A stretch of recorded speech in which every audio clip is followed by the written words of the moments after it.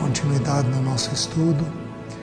Apenas lembrando que esse estudo é dirigido aos funcionários de uma empresa aqui em Maringá. E eu preciso esclarecer isso porque essa postagem também é feita em outro lugar depois, para que aqueles irmãos que estão ouvindo possam entender a natureza desse estudo.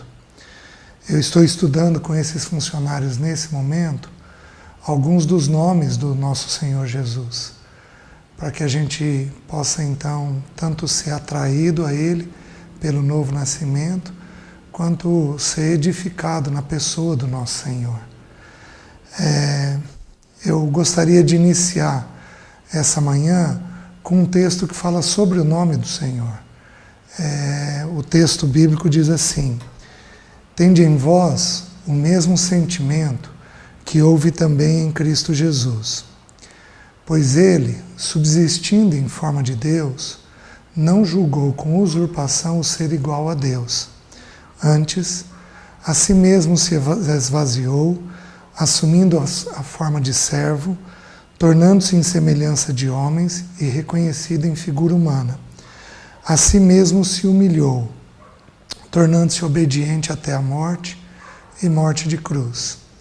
O texto é muito lindo, mas eu vou pular todos os comentários disso, porque eu quero pegar essa parte final. Aí diz assim: pelo que também Deus o exaltou e lhe deu o nome que está acima de todo nome, para que ao nome de Jesus se dobre todo o joelho, tanto no céu, na terra e debaixo da terra, e toda língua confesse que Jesus Cristo é o Senhor, para a glória de Deus Pai.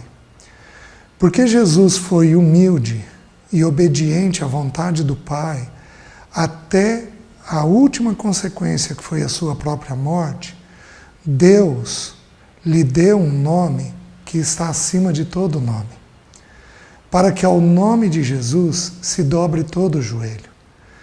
Então, o que eu gostaria que você tivesse fixado na sua mente é que haverá um dia em que toda criatura que já existiu nessa terra, todo ser humano que já existiu, que foi criado para a glória de Deus, todo ser humano, nascido de novo ou não, crente ou ímpio, ele um dia vai dobrar o joelho perante este nome.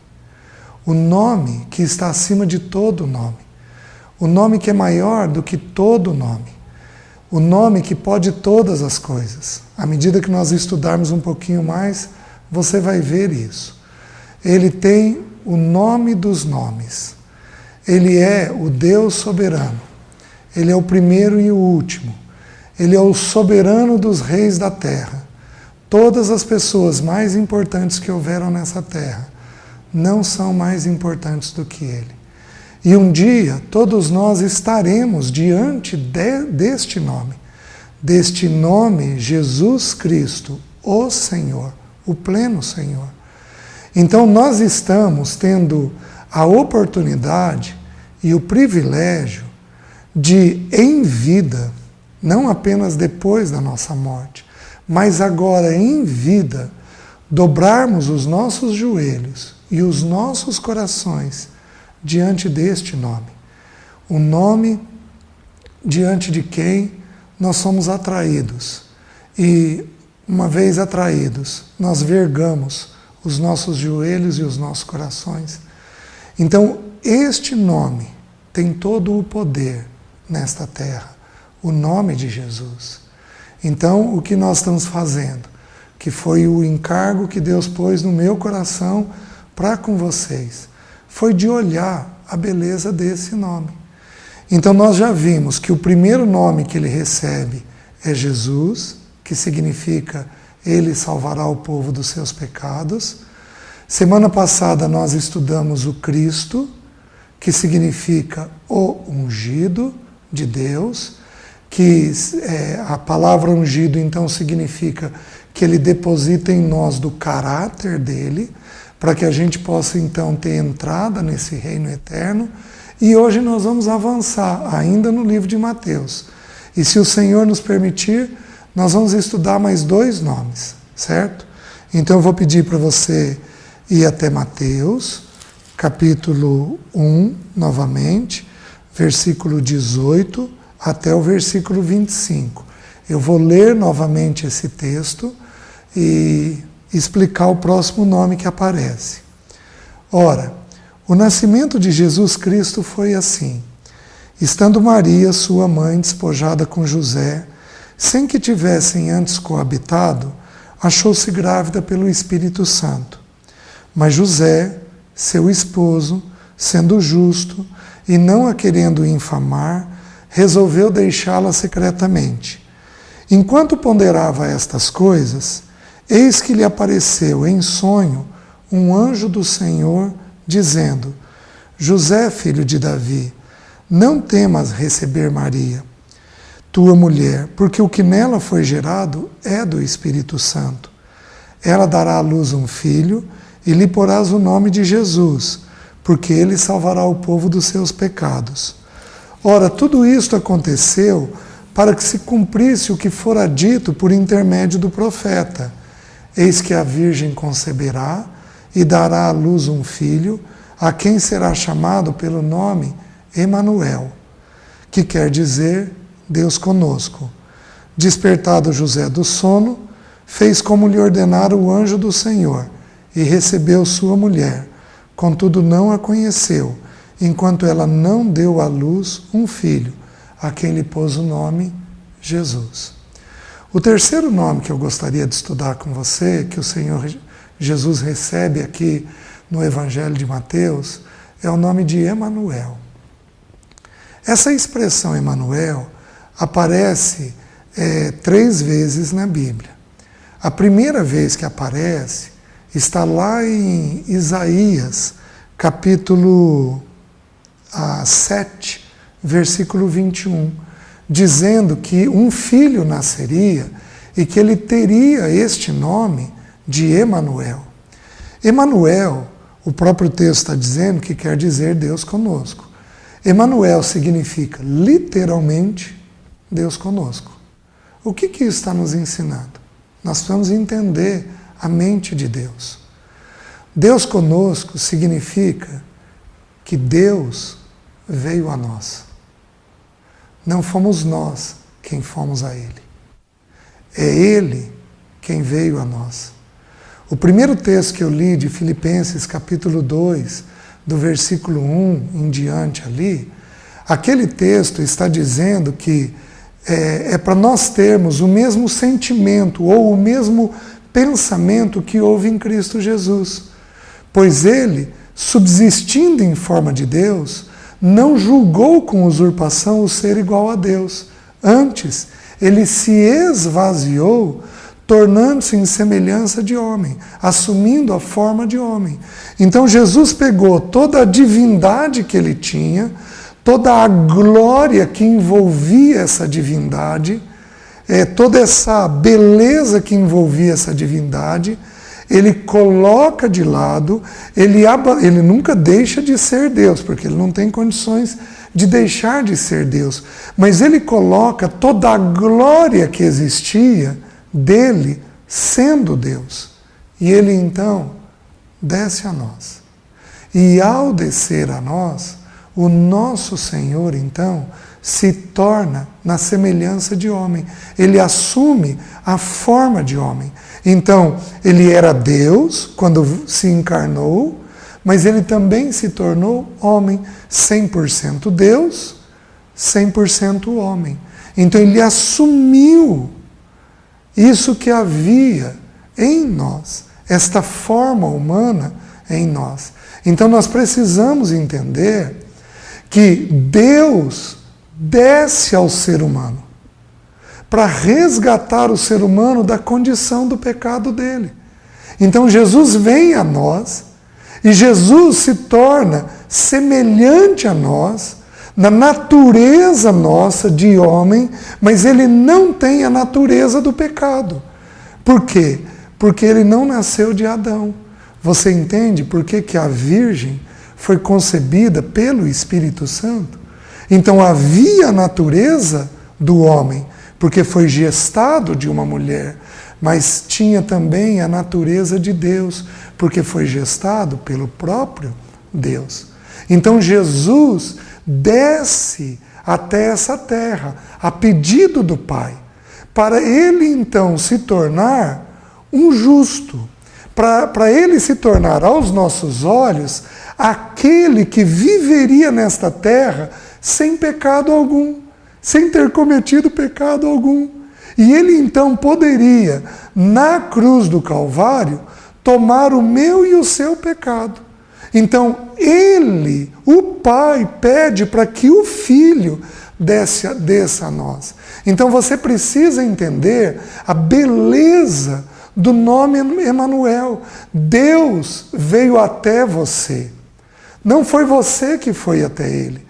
Foi ele quem vem te atraindo até ele há um bom tempo. Como nós já conversamos, eu dei o meu exemplo de que eu vi um quadro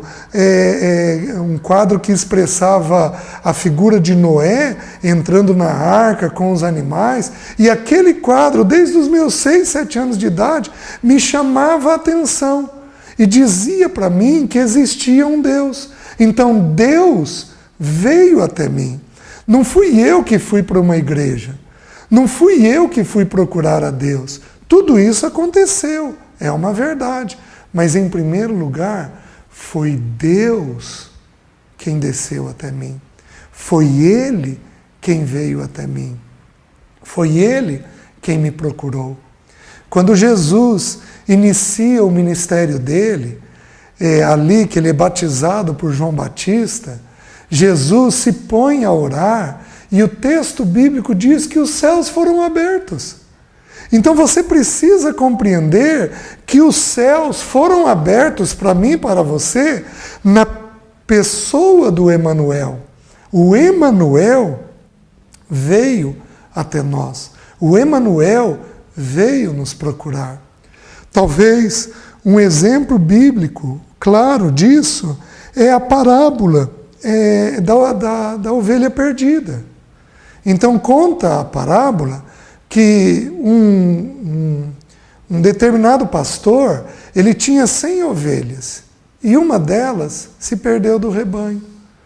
Então o texto diz que ele coloca as 99 num canto e ele sai a procurar aquela ovelha perdida.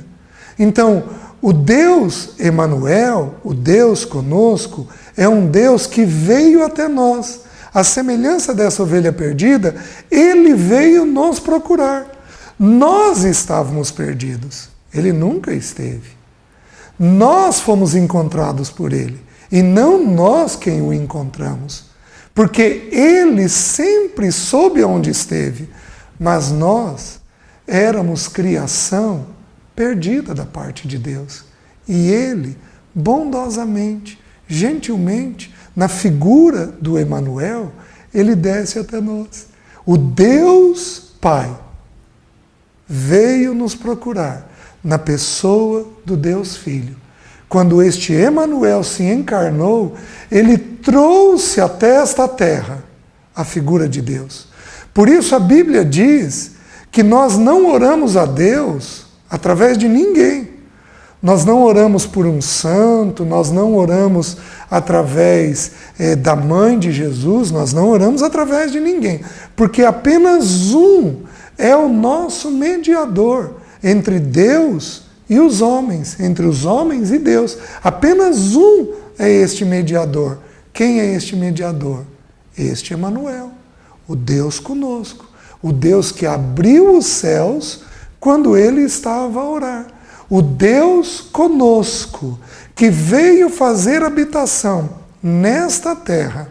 Ele veio até esta terra habitar, mas ele veio até esta terra na pessoa do nosso Senhor Jesus. Então você precisa compreender a beleza do nome Emanuel. E não apenas isso.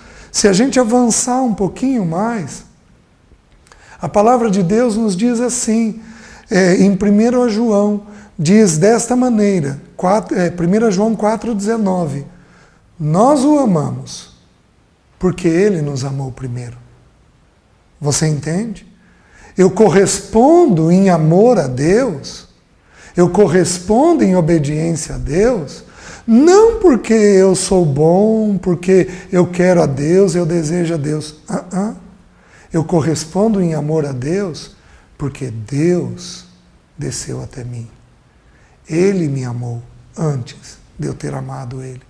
Então, Ele te ama antes, Ele te procura, Ele te deseja, Ele cerca os teus caminhos para que você vá gradativamente vindo para Ele. Ele te livra do mal no dia a dia, Ele te protege de tantos ataques, sejam malignos, sejam de pessoas, Ele te protege, Ele te guarda. Tudo por quê? Porque este Emanuel veio até mim e até você. Você está compreendendo? Então, enxergue a beleza disso. Mas aí o texto continua. E ele vai falar algo que aí expressa mais uma faceta da beleza de quem ele é. O capítulo 2 diz assim: tendo Jesus nascido em Belém da Judéia, em dias do rei Herodes, eis que vieram os magos do Oriente a Jerusalém e perguntaram: onde está o recém-nascido rei dos judeus? Porque vimos a sua estrela no Oriente e viemos para adorá-lo. Tendo ouvido isso, alarmou-se o rei Herodes, e com ele toda Jerusalém. Então, convocando todos os principais, sacerdotes e escribas do povo, indagava deles onde o Cristo deveria nascer. Em Belém da Judéia, responderam eles, porque está escrito por intermédio do profeta: e tu, Belém, terra de Judá, não és de modo nenhum a menor dentre as principais de Judá, porque de ti nascerá o guia, que há de apacentar o meu povo Israel. Então aqui nós temos mais um nome. Foi dado um outro título para ele, no versículo 2, Rei dos Judeus, que eu vou pular, porque acho que tem uma importância um pouquinho menor para nós, mas eu já vou para o próximo título que é dado para ele. Qual é o próximo título? O próximo título é guia. Você precisa entender que todos nós necessitamos de um guia. Nós necessitamos de alguém que nos conduza. Nós não sabemos como conduzir a nossa vida. Uma prova disso é quantas decisões eu e você já tomamos erradas. Quanta coisa você fez que não era segundo o Senhor. Quanta coisa você fez que não era de acordo com Ele. Quanta coisa você fez que não foi segundo uma orientação da parte de Deus. Quantas decisões erradas você tomou? Quantas vezes você falou com teu filho, com tua esposa, com teu marido, e depois você foi entender que aquilo estava completamente equivocado, que você não poderia ter falado daquela maneira, daquela forma, ou dado aquela orientação? Quantas vezes nós, homens, estamos completamente seguros do que a gente está falando? Não, o caminho é esse daqui, vamos fazer isso daqui que vai dar certo, e a gente só dá em coisa errada. Nós necessitamos de um guia. Nós necessitamos de alguém que nos conduza. A palavra guia, no grego, significa egeomai, que quer dizer alguém que conduz, alguém que considera e julga as situações. Então, nós precisamos de alguém que nos tome pela mão e nos conduza nessa vida. Como é que nós tomamos a decisão com quem nós vamos casar sem uma orientação de Deus? A decisão mais importante da vida. Como é que nós tomamos essa decisão sem uma orientação da parte de Deus? Oh, meus queridos, nós precisamos de tanta orientação da parte de Deus, de tanta direção da parte de Deus, e Jesus se propõe a ser esse guia. Ele não apenas se propõe para ser para nós, ele é o guia. Ele é aquele que conhece o nosso passado, o nosso presente e o nosso futuro. Ele conhece o que está por vir. Então, ele é a melhor pessoa que existe para poder nos conduzir nesta terra, para poder nos orientar nesta terra. Nós temos um guia. Então, este Deus conosco, este Emanuel que desceu a nós, ele não apenas se faz presente na nossa vida, mas ele se propõe também a ser o guia da nossa alma, a poder nos conduzir nas decisões que nós temos que tomar.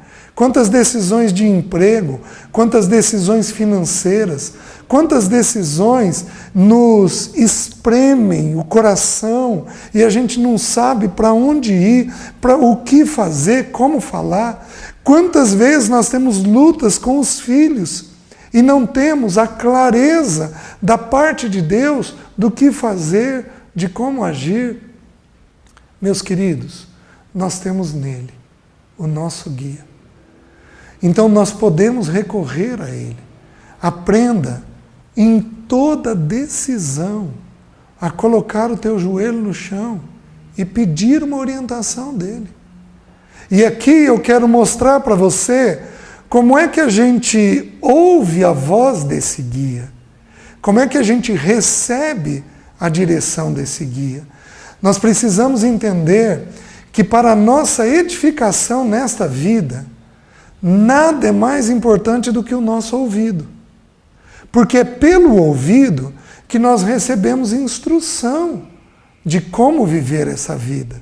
Então o nosso Senhor Jesus, ele deseja comunicar conosco o que é para ser feito.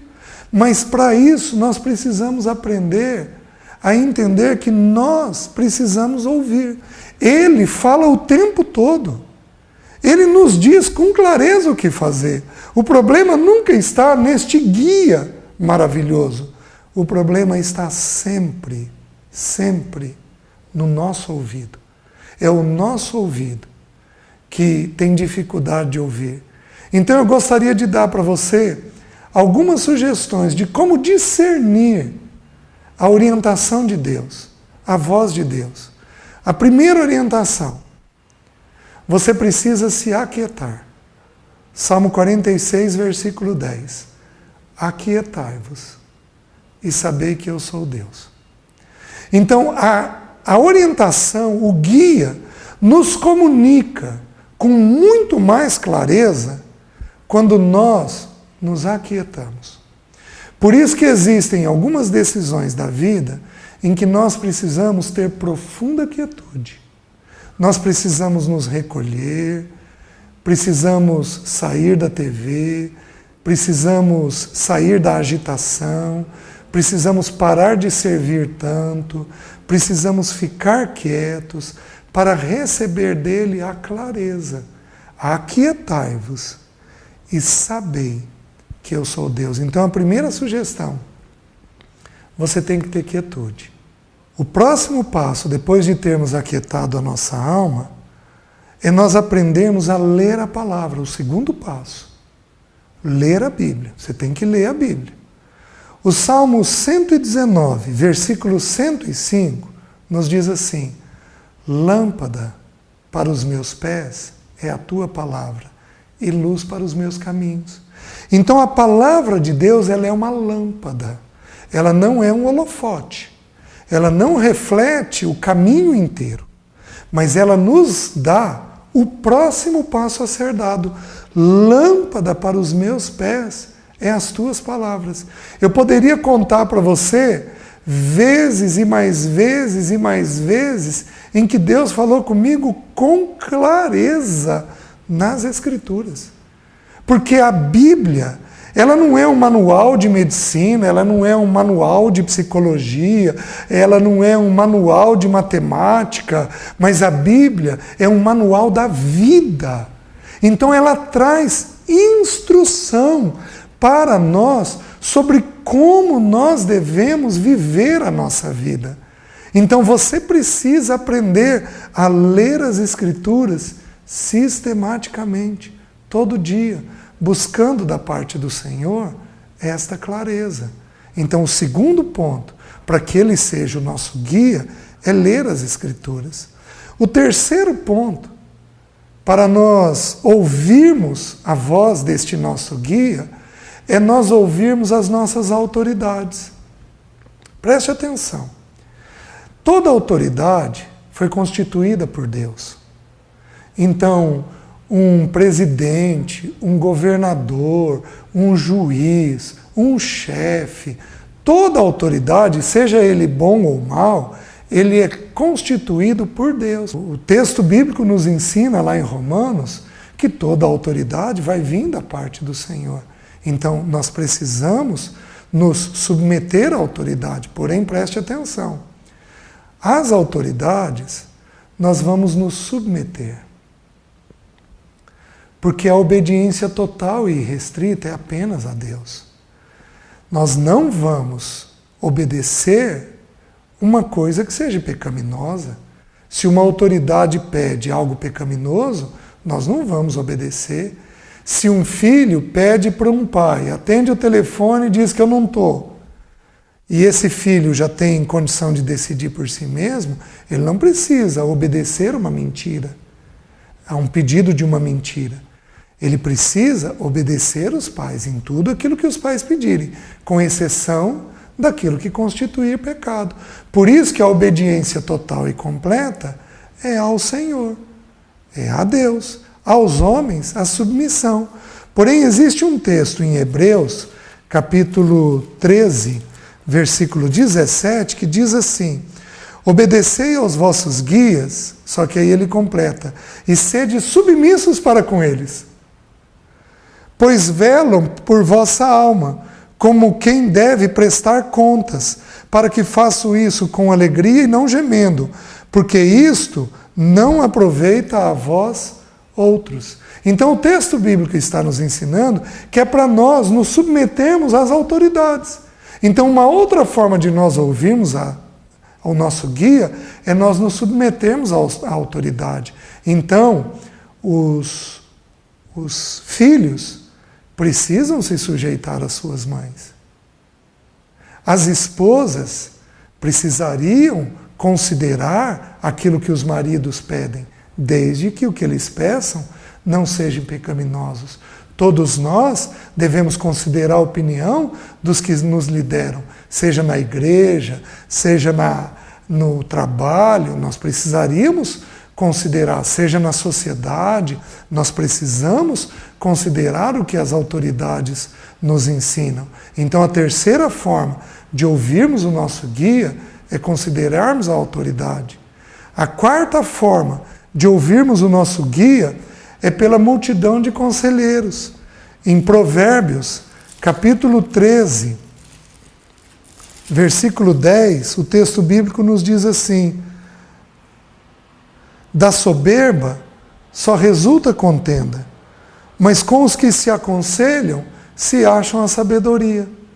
O texto bíblico também vai falar em Provérbios, se não me engano, 24, capítulo 24, que na multidão de conselheiros há sabedoria. Então o que você faz? Elege alguém que naquela área que você precisa de ajuda é uma pessoa íntegra, é uma pessoa correta, é uma pessoa sábia, com entendimento da vida. Elege esta pessoa. E ao eleger esta pessoa, ou estas pessoas, ouçam elas. A nossa sociedade, infelizmente, mudou muito. Há 50 anos atrás, nós tínhamos a figura das pessoas mais velhas, dos anciãos, daquelas pessoas que dominavam a maneira de viver a vida. Infelizmente, nós perdemos essa noção. E por isso, nós somos uma sociedade, famílias, que batem tanto cabeça, que erram tanto. Por quê? Porque nós não temos mais a humildade de procurarmos pessoas mais velhas, pessoas que têm um bom padrão de vida, de sabedoria, e para que essas pessoas nos deem instrução. Então, essa é a quarta maneira. E a última maneira está em Colossenses, capítulo 3, versículo 15. Lá diz assim: seja a paz de Cristo o árbitro dos vossos corações. Então não é a paz, porque a paz ela pode ser enganosa, mas é a paz de Cristo. Qual era a paz de Cristo? O prazer do Pai. Então a última coisa para nós decidirmos como viver a vida, que este guia vai nos orientar, é a paz dele, Deus está tendo prazer nisso que eu estou decidindo? Deus é glorificado nisso que eu estou decidindo? Deus é levantado como Deus nisso que eu estou decidindo? O que eu estou fazendo tem luz? Ou eu estou fazendo escondido? Porque tudo que Deus faz é luz. Então, aquilo que você está fazendo, a maneira pela qual você está tomando a decisão, agrada a Deus, satisfaz a Deus. Então, esses 5 itens: a quietude, a palavra, a autoridade, a multidão de conselheiros e a paz de Cristo.